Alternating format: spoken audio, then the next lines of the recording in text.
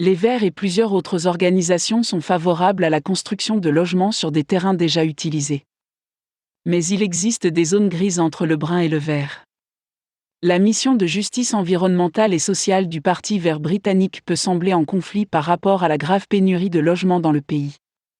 Le manque d'espace à construire imposé par les mesures de protection de la ceinture verte et des terrains vierges se heurte à la nécessité de construire plus d'1 million de logements pour remédier à la pénurie, attribuée aux personnes dormant dans la rue et à d'autres maux de la société.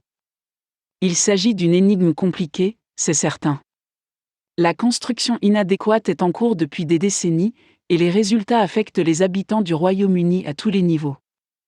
En outre, l'économie mondiale joue un rôle dans la façon dont les riches étrangers s'emparent des propriétés résidentielles anglaises en tant qu'instrument financier, ce qui est effectivement le cas étant donné les augmentations annuelles à 2 chiffres de la valeur des biens immobiliers de premier ordre, en particulier à Londres, mais aussi dans d'autres parties du pays.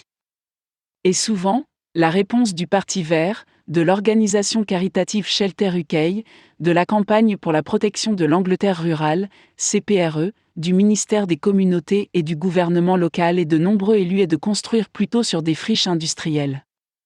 Selon les estimations, 1,5 million de logements pourraient être construits si chaque pouce de friche industrielle était utilisé pour le logement. Mais rares sont ceux qui adoptent un point de vue absolutiste à ce sujet. Shelter plaide pour une approche hybride, en utilisant à la fois des friches industrielles et des terrains vierges pour construire, car les besoins immédiats sont si pressants. D'autres ont fait valoir que certains terrains de la ceinture verte ne remplissent pas leurs objectifs, qu'il vaudrait mieux construire là où des activités peu respectueuses de l'environnement, décharges, agriculture intensive en produits chimiques, etc., pourraient être remplacées par des logements de qualité, tandis que les friches urbaines seraient converties en parcs. Il convient d'inclure dans la discussion quelques points concernant les friches industrielles et la construction de logements au Royaume-Uni. Seul un tiers du nombre de friches industrielles citées par les estimations de la CPRE et du Parti vert sont situées à Londres et dans le sud-est, les régions où la pénurie de logements est la plus aiguë.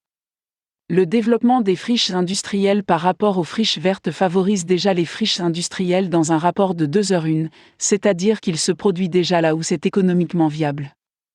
Le développement des friches industrielles peut nécessiter une décontamination, qui peut être un champ de mine juridique, impliquant des responsabilités imprévisibles à long terme pour les développeurs.